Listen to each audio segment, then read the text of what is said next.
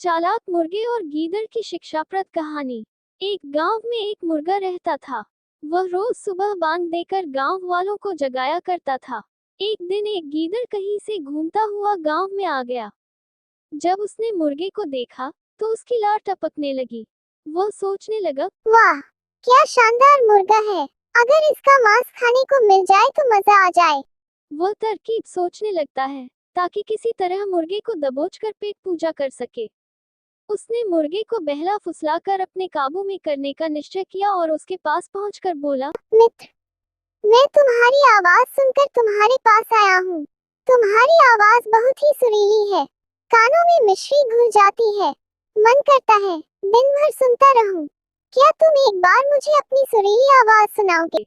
मुर्गे की कभी किसी ने इतनी प्रशंसा नहीं की थी। वह गीदड़ की बात सुनकर मुर्गा खुशी से फूला नहीं समाया और उसे अपनी आवाज सुनाने के लिए जोर जोर से कुक करने लगा। गीदड़ इसी फिराक में था। उसने देखा कि मुर्गे का ध्यान उसकी ओर नहीं है, इसलिए अवसर पाकर उसने मुर्गे को अपने मुंह में दबा लिया और जंगल की ओर भागने लगा। जब वह जंगल की ओर भाग रहा था, उस समय गांव वालों की दृष्टि उस पर पड़ गई। वे लाठी लेकर उसे मारने के लिए दौड़े। गीदड़ डर के मारे और तेजी से भागने लगा। मुर्गा अब तक उसके मुंह में दबा था।